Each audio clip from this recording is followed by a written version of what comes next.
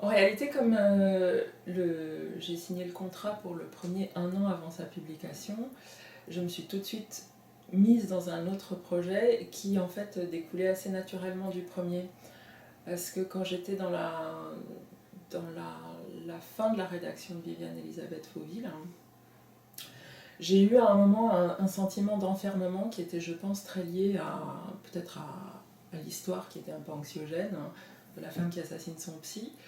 Et puis j'ai eu une sensation d'enfermement géographique, parce que j'étais chez moi à Paris en train d'écrire, et j'écrivais sur Paris, la ville qui était extrêmement présente dans le premier livre. Et à un moment, j'ai eu besoin de prendre l'air.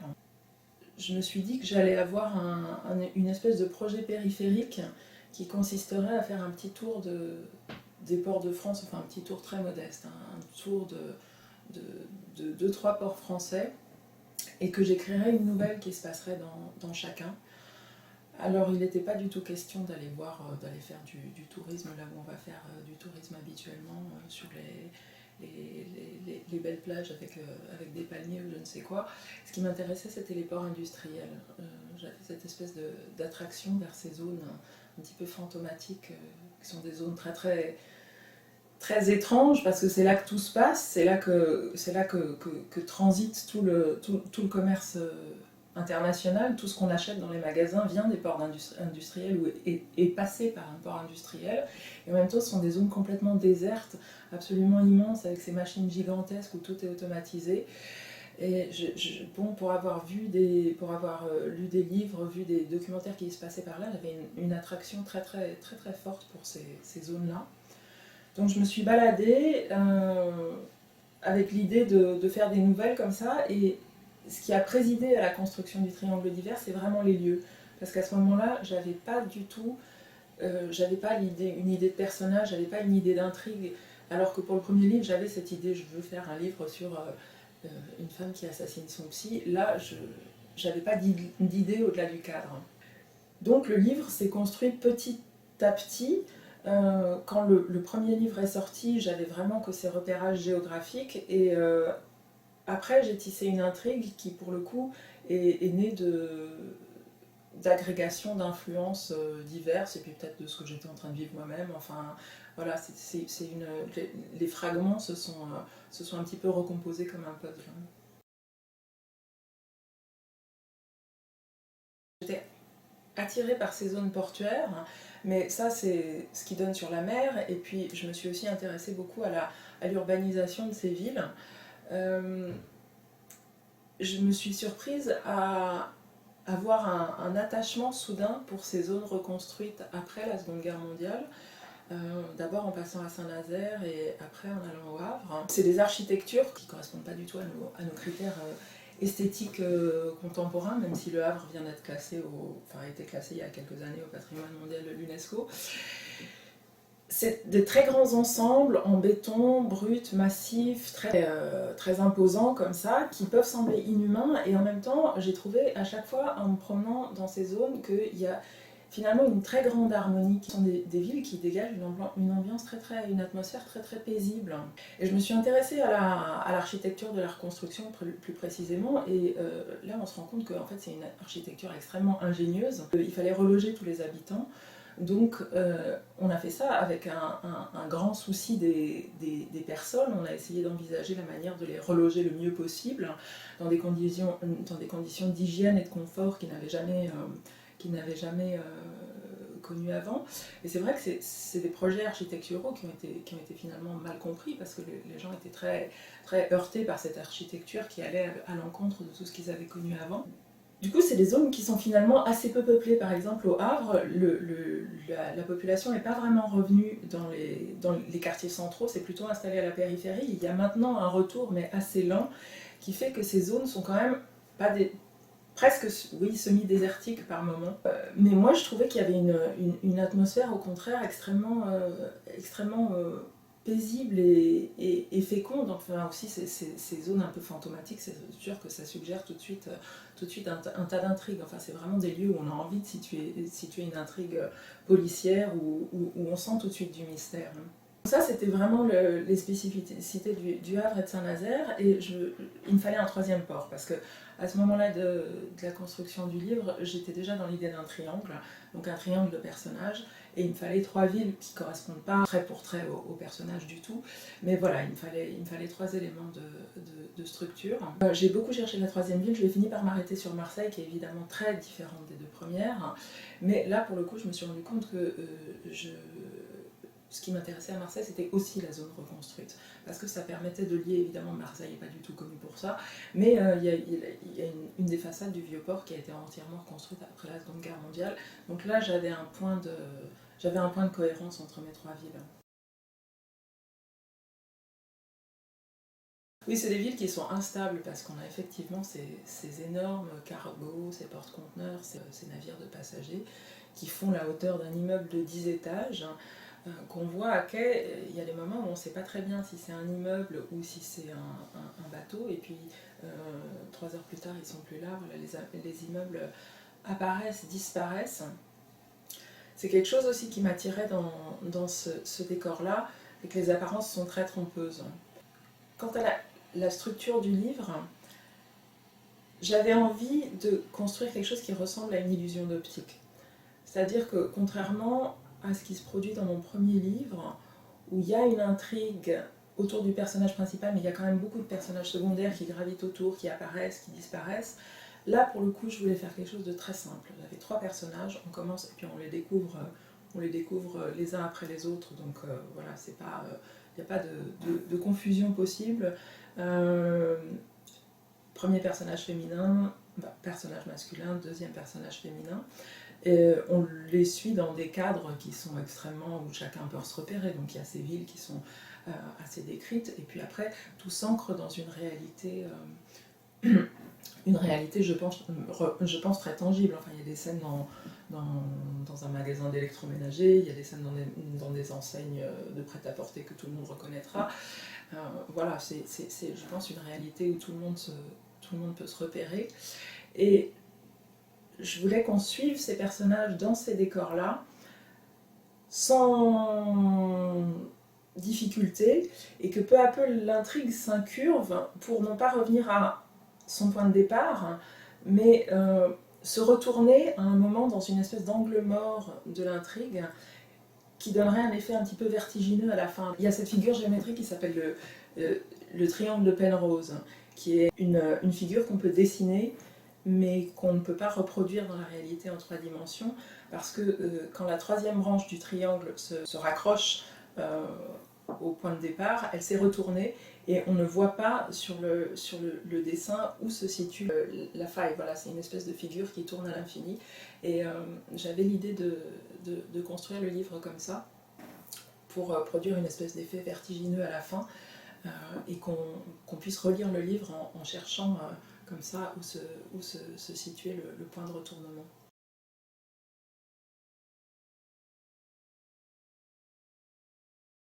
C'est exactement ça, c'est-à-dire que dans le prologue, elle choisit le rôle qu'elle va jouer dans le livre.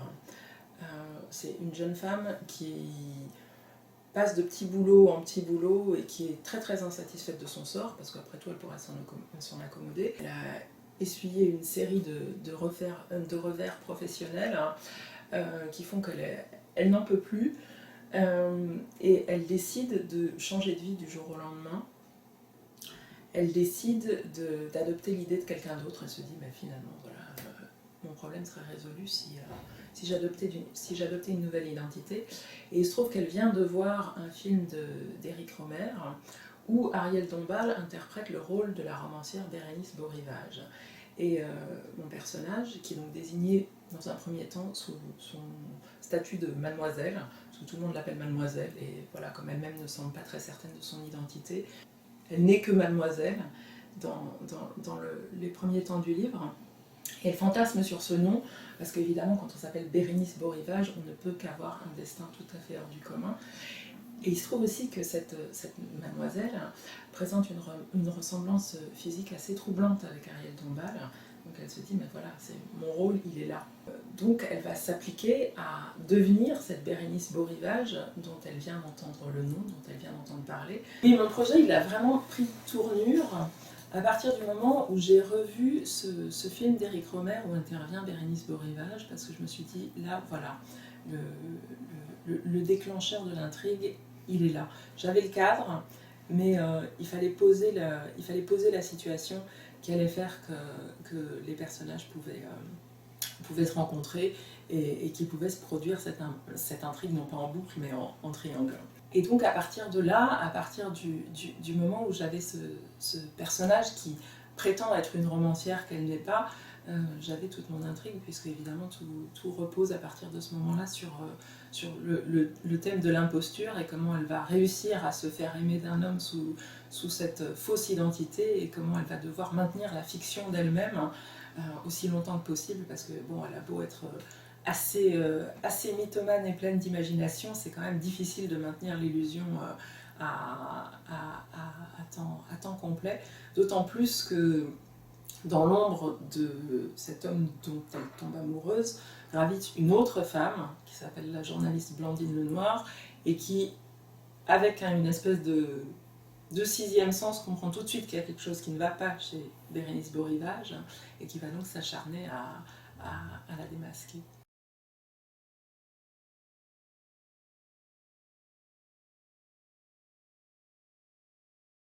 En même temps, non, j'écris pas dans lesquels en Strass, mais en même temps, elle dit la vie serait tellement plus simple en étant Bérénice Beau-Rivage. Mais évidemment, Bérénice Beau-Rivage, c'est le cliché le plus complet de la romancière. Voilà, c'est la romancière mondaine qui a toujours des avis sur tout, qui connaît tout le monde. Mais en même temps, bon, dans le film de Rohmer, c'est un personnage que moi je trouve, on peut la trouver insupportable, moi je la trouve assez séduisante.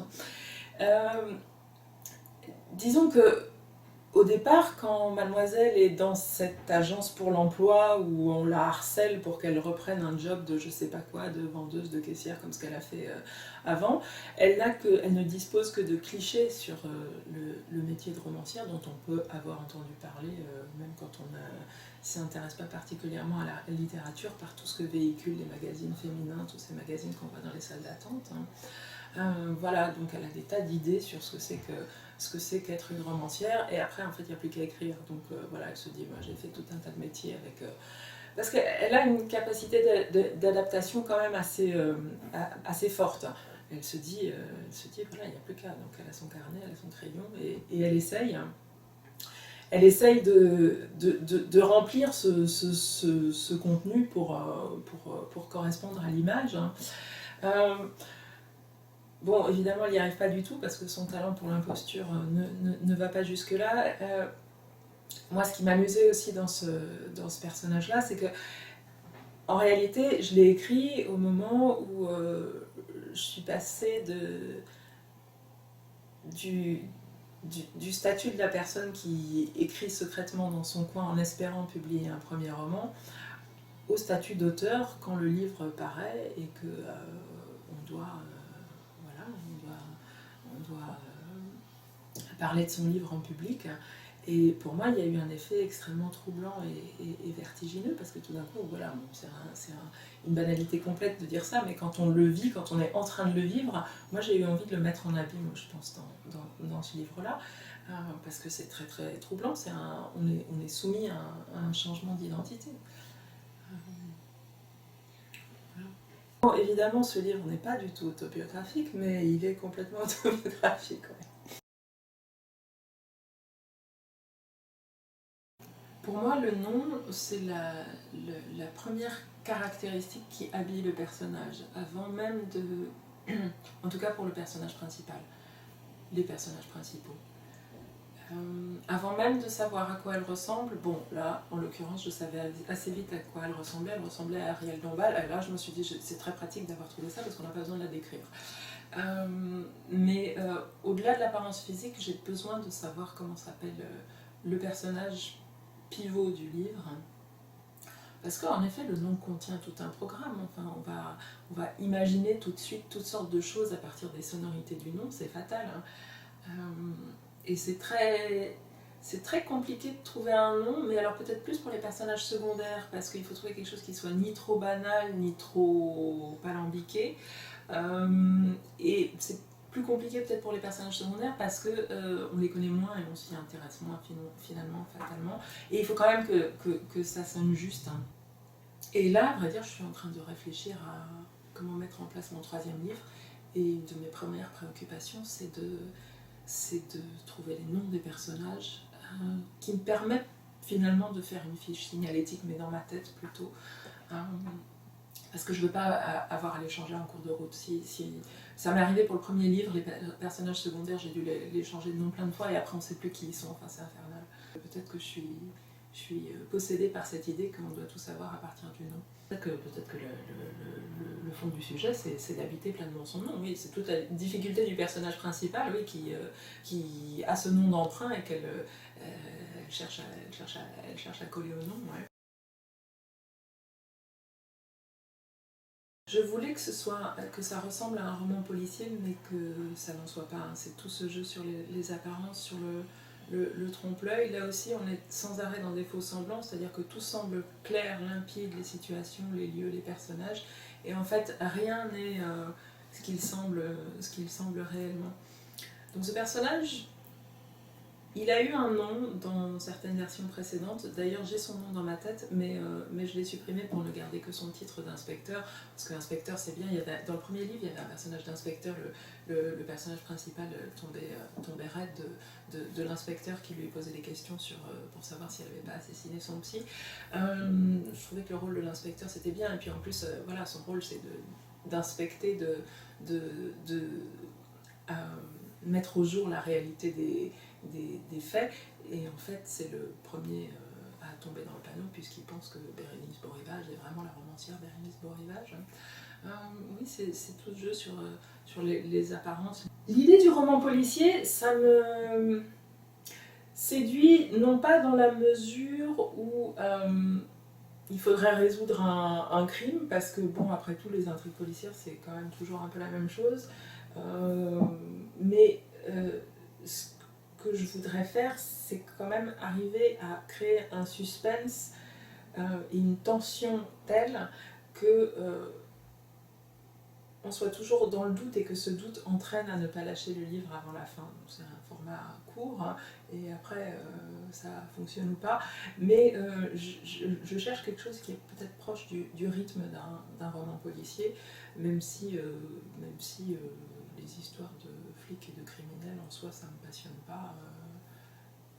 Non, j'ai pas envie de faire un roman policier, j'en lis plus tellement, mais il y a quelque chose de l'ordre de la tension dramatique que je cherche à reproduire.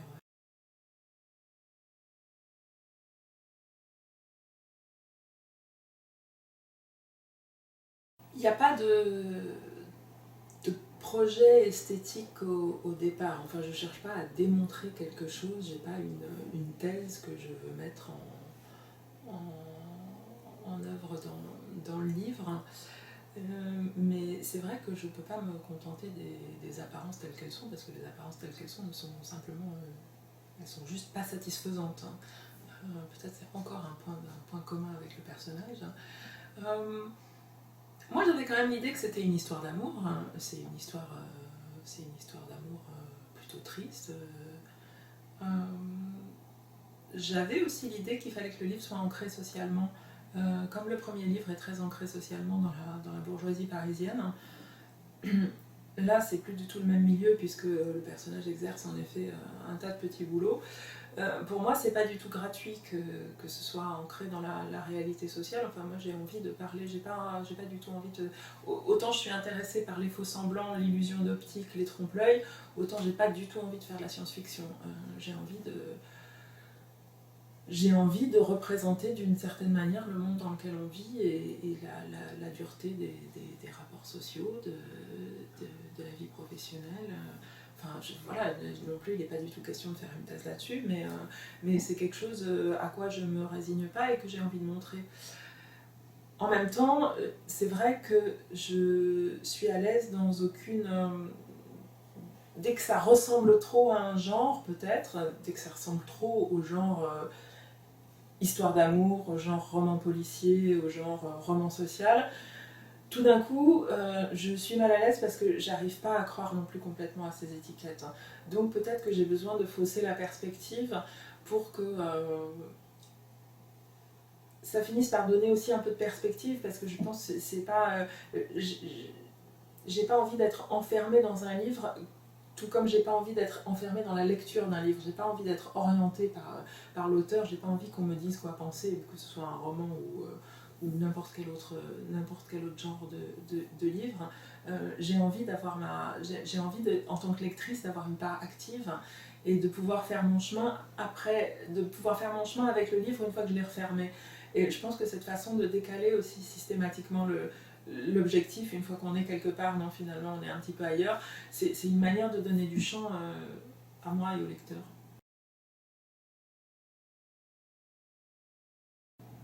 Disons que je m'abstiens de porter un jugement sur ces personnages. Peut-être que je choisis volontairement des situations un peu limites, dans le sens où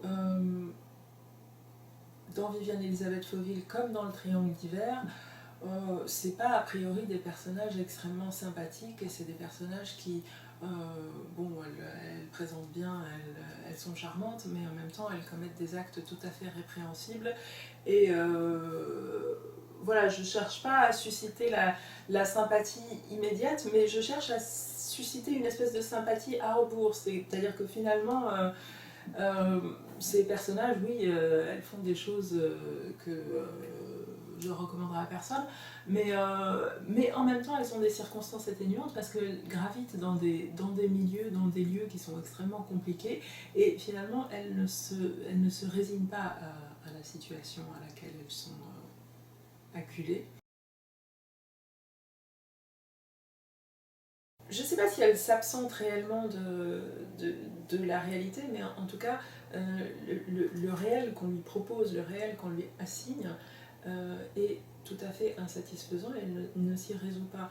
Donc pour moi, cette façon de s'inventer un nom, de s'inventer une identité, c'est aussi une manière d'être créative et de ne pas... Pour moi, c'est pas du tout une...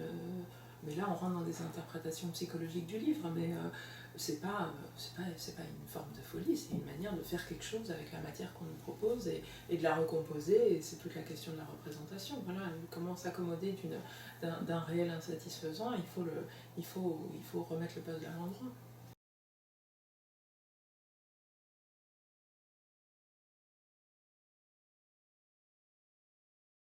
C'était pas un thème au départ, c'est-à-dire que moi, quand j'ai fait mes repérages dans ces villes, j'ai été voir un certain nombre de musées, et après, donc quand je fais une espèce de repérage, je me promène beaucoup, je prends beaucoup de photos, et puis je vais visiter certains endroits, et après j'extrais des éléments.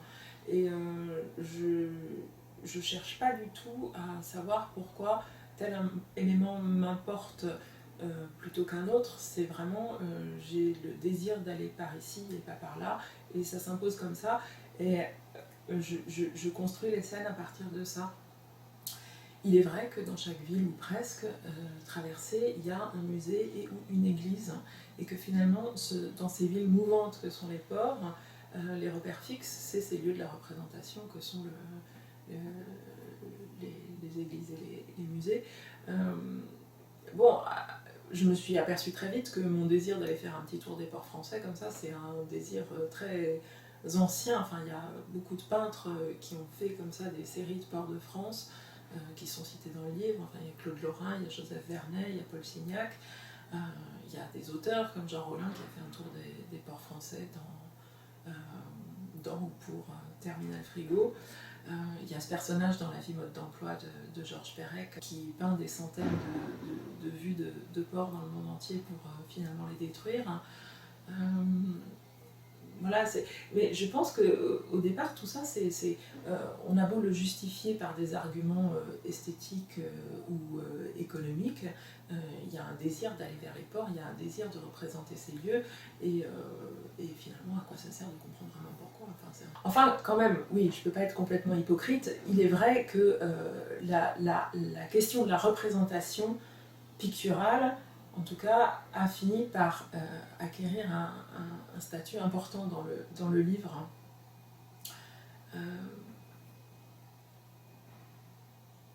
Voilà, c'est une espèce de représentation de la peinture, de représentation de la littérature avec cette histoire de fausse romancière, du cinéma, puisqu'il y a Éric Rohmer.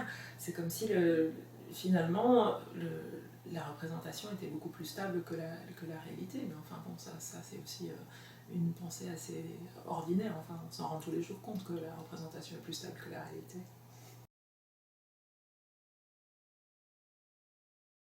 Il y a un moment où le projet devient de plus en plus conscient, mais encore une fois, il procède uniquement de tâtonnements sensibles.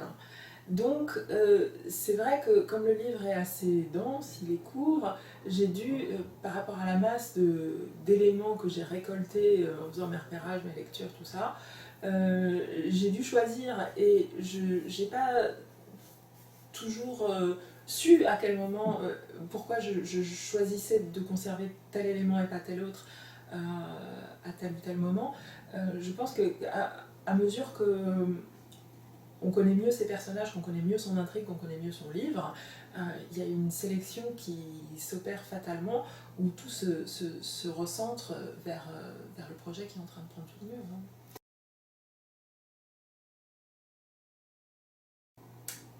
Il y a des indices qui sont disséminés dans le livre très tôt, avant même que l'intrigue ne soit en place réellement. Parce que comme j'étais dans cette idée non pas d'une intrigue en boucle, mais d'une intrigue, on peut dire, cyclique, hein, peut-être en spirale, je sais pas, j'ai pensé un peu ça comme un livre qui pouvait être relu. Alors évidemment c'est très peu modeste de ma part, parce que d'imaginer que le lecteur, enfin que il se trouvera non seulement des gens pour lire, mais pour relire le livre. Mais quand même, il y a des triangles géométriques qui sont disséminés ça et là, et puis il y a d'autres styles d'indices qui, à mon avis, ne sont repérables qu'à la relecture. Ça, c'était mon projet. Je ne sais pas si on est obligé de relire le livre une seconde fois entièrement pour les voir, mais en tout cas, il y a quelque chose de très... le premier chapitre fonctionne avec le dernier chapitre. Ouais. Oui, le triangle d'hiver, c'est une figure astronomique, c'est trois étoiles qui, dans l'hémisphère nord en hiver, forment un triangle parfaitement équilatéral, ou presque parfaitement équilatéral. Et j'aimais bien l'idée de mettre le livre sous le signe de l'astronomie, puisque comme ça se situe dans des ports, le rapport entre l'astronomie et la navigation, et ces personnages ne font que naviguer, ils naviguent sur Terre, mais ils naviguent quand même, ça me semblait assez bien coïncider entre ça me semblait faire se coïncider ce qui se passe sur Terre et dans le ciel. J'ai eu 2 titres de travail qu'on n'a pas gardés finalement. Et le titre, il est venu à la fin pour le coup. Oui, on peut entendre ça de manière, de différentes façons.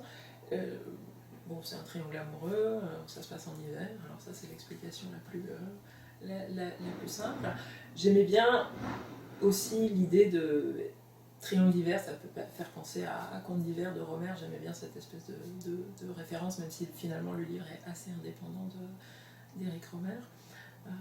Mais je trouve aussi, pour moi, quand je suis tombée sur le nom de cette figure astronomique, je trouvais que c'était un bel espace de projection. On peut mettre beaucoup de choses dedans. C'est comme Bérénice Beau Rivage, ça suggère tout un tas de choses. Alors ce qui m'ennuie, c'est que quand j'étais dans les figures astronomiques, j'en ai repéré plein, des dizaines, et j'ai envie de faire un livre qui correspond à chacun de ces noms. Donc il va falloir que je me limite d'une façon ou d'une autre, oui, parce que les noms de constellations ou les noms d'astérismes, ouais, c'est magnifique. Mais c'est peut-être plutôt des noms, des titres de science-fiction.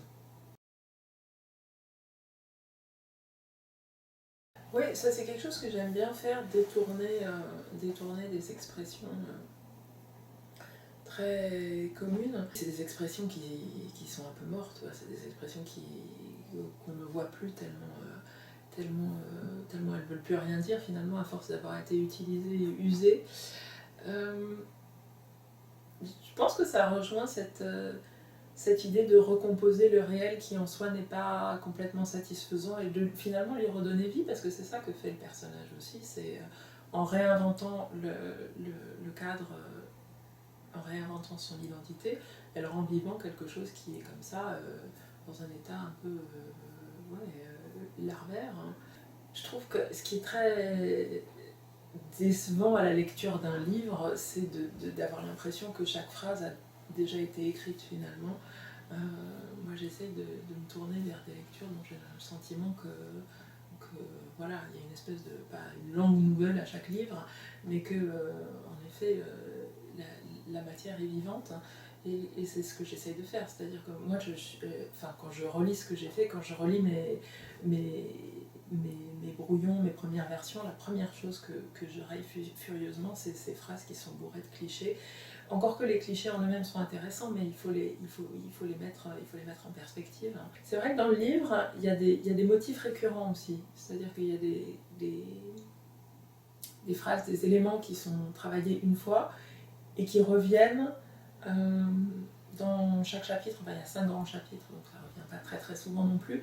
Mais ça participait aussi de mon idée de disséminer des indices pour dire au lecteur, faites attention, ça n'est pas exactement ce que vous croyez, parce que, en effet, l'intrigue est limpide, les 3 personnages dans les 3 ports, voilà. Mais il va se produire quelque chose. Et pour moi, c'était un petit peu des panneaux de signalisation pour dire attention. Et c'était aussi dans cette logique du faux roman noir. C'est un peu la magie de la représentation, c'est-à-dire qu'une fois que si on a réussi à mettre en valeur l'identité d'un objet qui au départ ne s'extrayait pas plus que ça du réel, l'objet finalement devient sa représentation, enfin se perd dans la représentation. Mais oui, ça c'est le projet du livre un peu.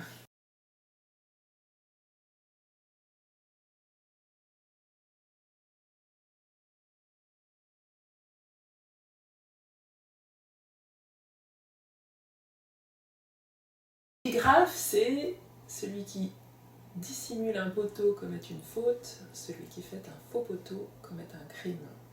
C'est une phrase sur laquelle je suis tombée en visitant le Havre, une phrase d'Auguste Perret, donc le reconstructeur, l'architecte en chef de la reconstruction du Havre. J'ai été très frappée par cette phrase sans d'abord très bien comprendre ce qu'elle voulait dire, mais je me suis dit, c'est comme le nom, là il y a un programme là-dedans. Et puis ça me convenait très bien aussi parce que j'étais dans mes repérages et je ne savais pas quelle allait être l'intrigue, je ne savais pas quel allait être le crime. Et oui, de fait, il y a un crime, c'est pas le crime qu'on attend, c'est le crime de l'imposture, si tant est que ce soit un crime, enfin, ça peut l'être. Donc j'ai beaucoup médité cette phrase qui m'a aussi accompagnée comme un programme. D'ailleurs, Auguste Perret, j'ai lu après différents... Oui, il y a des recueils de ses textes, c'est un assez grand poète, je trouve. Poète du béton, je pense qu'on a dû l'appeler comme ça, à un moment ou à un autre. Bon, c'est une phrase qui vaut pour l'intrigue du livre, mais c'est aussi... au départ, c'était une déclaration d'intention, un projet esthétique pour Perret. L'idée, c'est que le bâtiment, l'architecture des bâtiments ne doit comporter aucun élément strictement ornemental, c'est la structure, la structure elle-même qui doit produire l'harmonie. Et moi, c'est quelque chose que je voudrais appliquer à l'écriture. En effet, il n'y a aucun élément strictement ornemental, c'est la phrase, l'agencement de la phrase, l'agencement du paragraphe, l'agencement du chapitre et la structure d'ensemble qui doivent produire l'harmonie.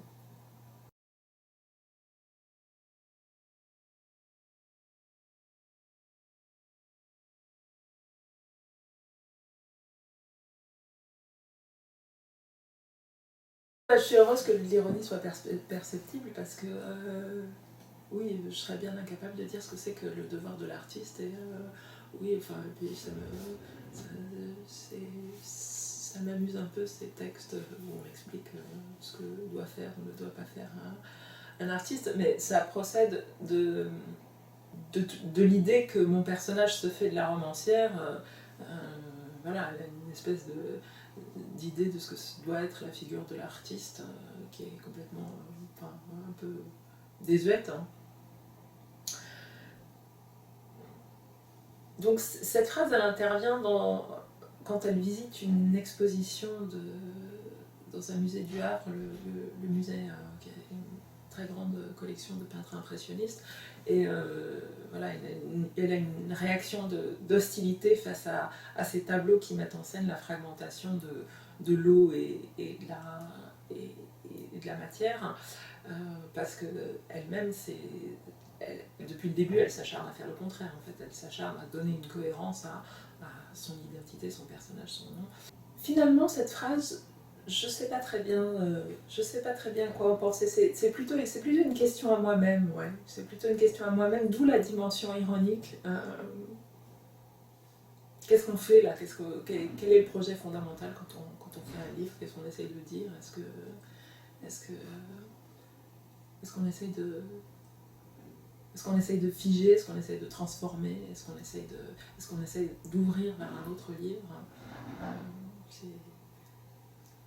Parce qu'après tout, un livre, ça n'est qu'une étape dans un processus ininterrompu.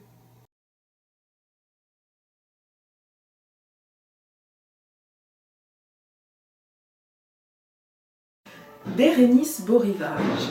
Je le tourne, le retourne et n'y discerne pas un pli.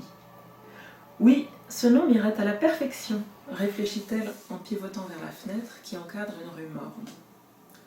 Rectangle où cependant se distingue, quand on insiste un peu, une bande de trottoir plantée de potelets à boules, un parallélogramme de chaussées déserts et le parement jaunâtre de l'immeuble adverse. Puis le regard bute obstinément contre la plainte. Mademoiselle, cessez de contempler la prise électrique. Bérénice beau rivage. Il suffit de prononcer ce nom et tout de suite la perspective se déploie, l'horizon s'élargit. Mademoiselle, ouvrez les yeux, on croirait que vous dormez. Je vais prendre ce nom, je vais l'adopter, m'y glisser, l'arborer sous toutes les coutures, devenir en tout point la femme suggérée par ses sons. Mademoiselle, je vous parle.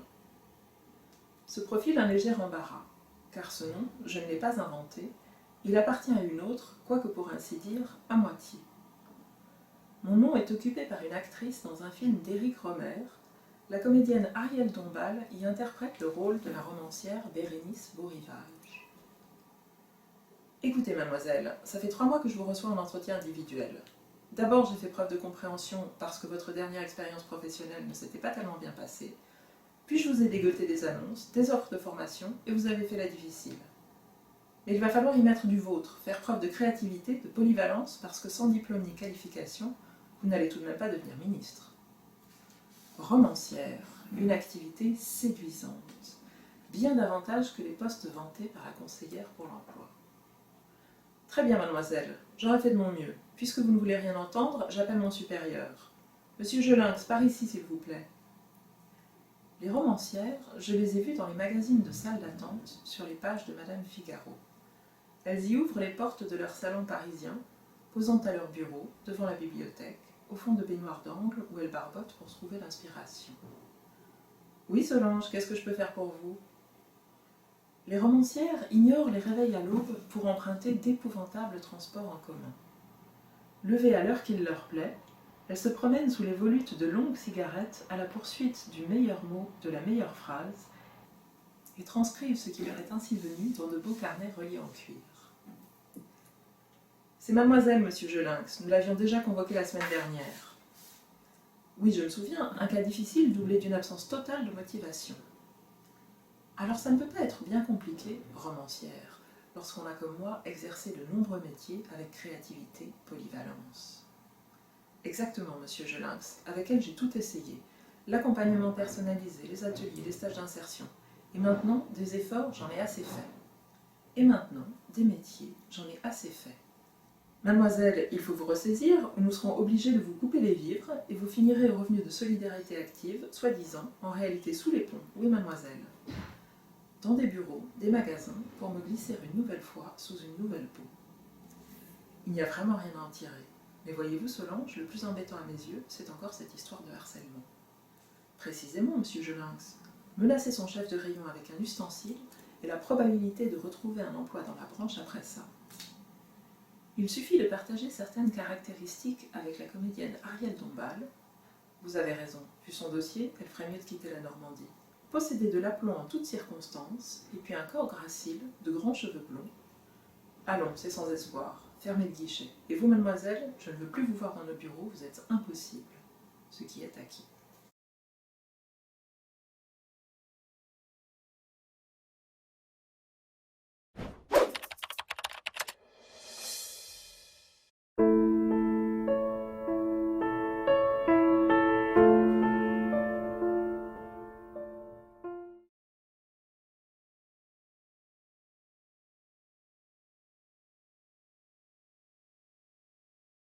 Ça, c'est une photo d'un immeuble. Je suis pas sûre que ce soit un immeuble conçu par Auguste Perret lui-même, donc le reconstructeur du Havre. C'était parce que bon, il était reconstructeur en chef, mais il y avait tout un tas d'architectes qui travaillaient sous son égide. Dans cette zone qui s'appelle le front de mer sud, qui en réalité donne sur l'estuaire, et j'avais imaginé d'y loger mon personnage. Parce que non seulement j'avais besoin de savoir comment elle s'appellerait, mais j'avais besoin de lui donner une maison. Voilà, j'avais besoin de savoir où elle habitait. Et je trouve que cette tour, elle est extrêmement belle. Elle est à la fois tout à fait massive et répétitive dans sa construction, et en même temps très harmonieuse, ce qui est le principe de l'architecture d'Auguste Perret, à la fois monumentale et finalement très habilement conçue. Justement par ces jeux de rythme et de répétition dans les volumes que peut-être j'ai essayé de reproduire plus ou moins consciemment dans la structure du livre. Et je pensais que mon personnage serait très bien dans un studio, dans cette tour, qui donne sur l'estuaire. Et puis finalement, je ne sais plus exactement pourquoi, mais pour une raison de vraisemblance dans le récit, j'ai été obligée de la loger dans la barre qui est juste en face, qui est une barre de 2 ou 3 étages. Mais j'étais partie de cette adresse-là. Voilà où elle aurait pu habiter. Ça, c'est toujours au Havre. C'est un marchand de couleurs qui vend tout un tas de produits anti-mites, anti-moustiques, anti-souris. Et je trouve que c'est une très jolie devanture. Je sais pas, j'aime beaucoup les marchands de couleurs. D'ailleurs, mon bus s'arrête toujours devant le même arrêt face à un marchand de couleurs et je suis toujours en admiration devant cette boutique. Mais elle m'a quand même posé un problème. Je ne sais plus exactement dans quelle rue du Havre elle se situe, mais je l'ai située dans le roman rue de Paris, et alors qu'elle ne se trouve pas rue de Paris, ça j'en suis persuadée. Et je me suis demandé si j'avais le droit en tant que romancière de déplacer une boutique réelle. Et finalement je me suis dit que oui. Dans mon premier livre, je me suis interdit de déplacer les moindres enseignes, les moindres immeubles, ils sont tous dans la rue où je dis qu'ils sont. Là je me suis permis une licence poétique que je trouve, voilà, je trouve que là j'ai fait preuve de beaucoup d'audace.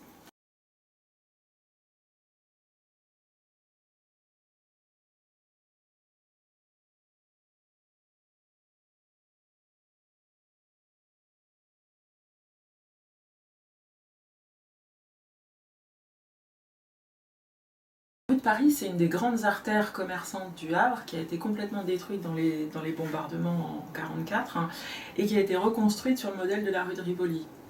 Donc galeries couvertes, les arcades, avec plein de magasins. Sauf que quand on se promène là, on n'a pas du tout l'impression d'être rue de Rivoli parce que d'abord c'est complètement désert. Et puis les boutiques, c'est pas franchement les salons de thé ni les hôtels de luxe, c'est des agences d'intérim et des loueurs de véhicules. Et pourtant, je trouve qu'il y a une ambiance extrêmement... Alors c'est peut-être l'air de la mer, c'est peut-être la lumière, parce que c'est vrai que toute cette côte, il y a une lumière très particulière, et c'est la raison pour laquelle les impressionnistes ont tous convergé là-bas. Il y a une ambiance tout à fait paisible, alors que selon nos critères contemporains, c'est quand même ce qu'il est convenu d'appeler une architecture plutôt moche. Mais voilà, il y a quelque chose de très spécial, je trouve, au Havre.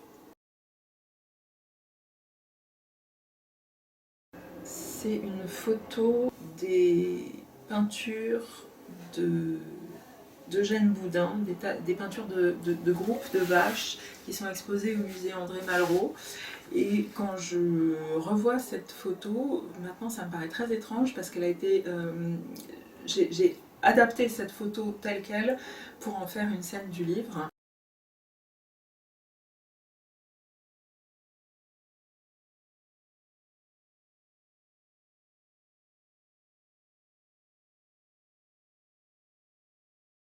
Et maintenant, pour moi, c'est plus la photo des tableaux d'Eugène Boudin dans le musée André Malraux au Havre, c'est la photo de la scène dans le livre.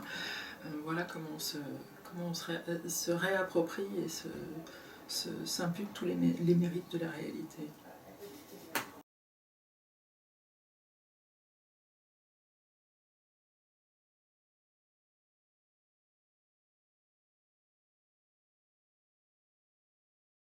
Une photo qui me paraît tout à fait révélatrice de ce qu'on disait tout à l'heure sur les apparences trompeuses des villes portuaires. On a ce très très grand cargo qui s'appelle Tolmine qui sort de l'écluse et on voit la proportion du navire par rapport à l'immeuble qui se trouve derrière, qui est pourtant un très très grand bâtiment. Et on voit dans quelle mesure les bateaux s'introduisent dans la ville, deviennent une partie de la ville et puis en ressortent et n'en font plus partie. Et il y a dans le livre de nombreuses occurrences où on a ces bateaux comme ça complètement fantomatiques qui apparaissent, disparaissent, sont pas là où on les trouve, un peu à l'image des personnages.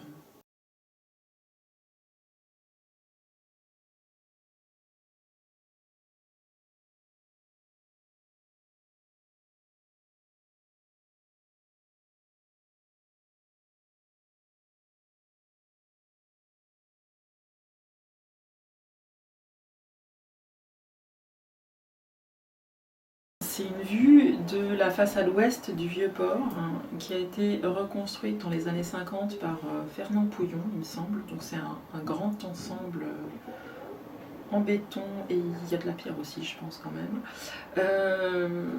qui est pas du tout dans le même style que le reste, que le Vieux-Port. Et pour cause, c'est le quartier qui était réellement le cœur de Marseille avant la guerre et qui a été complètement rasé par les Allemands parce qu'ils estimaient que c'était un repère de criminels. Donc voilà, ils ont rasé complètement ce morceau de la ville. J'étais déjà passée à Saint-Nazaire, j'étais passée au Havre et j'avais besoin de trouver un point de coïncidence entre les trois villes. Et évidemment, Marseille est beaucoup plus multiple et vaste et peuplée que les deux autres villes par lesquelles j'étais passée. Donc je me suis pas mal repérée autour de ce grand ensemble, qui n'est pas vraiment ce qu'on va visiter en premier à Marseille. Mais je trouve qu'il y a quand même quelque chose de très très beau dans la conception de ces ensembles qui témoignent des préoccupations de l'époque, où il s'agissait évidemment de reloger les gens rapidement, mais il faut aussi imaginer que c'était dans des conditions de confort, des conditions d'hygiène bien supérieures à ce qu'avait connu la population avant. Donc je trouve que c'est une architecture assez touchante par bien des aspects. Et le personnage, étant passé par Saint-Nazaire et par le Havre, s'y réfugie un petit peu comme dans un point de repère. Donc ça, c'est les boulets qui confortent la digue au pied du Fort Saint-Jean, donc à l'angle du Vieux-Port et de l'horizon marin. Quand j'ai fait ma promenade à Marseille, j'avais déjà bien en tête l'ensemble de l'intrigue et je savais qu'il fallait qu'il arrive un accident à mon personnage, un accident un petit peu violent, pas grave mais violent, et je me suis demandé à quel endroit pouvait se produire cet accident. Et j'ai photographié ces boulets sans trop y penser, mais après il m'a semblé que là pouvait se situer toute une scène clé. Et finalement maintenant c'est la même impression que quand je commentais la photo au musée tout à l'heure. Hein. Maintenant je vois cette photo et pour moi c'est une photo du livre et pas une photo de la réalité.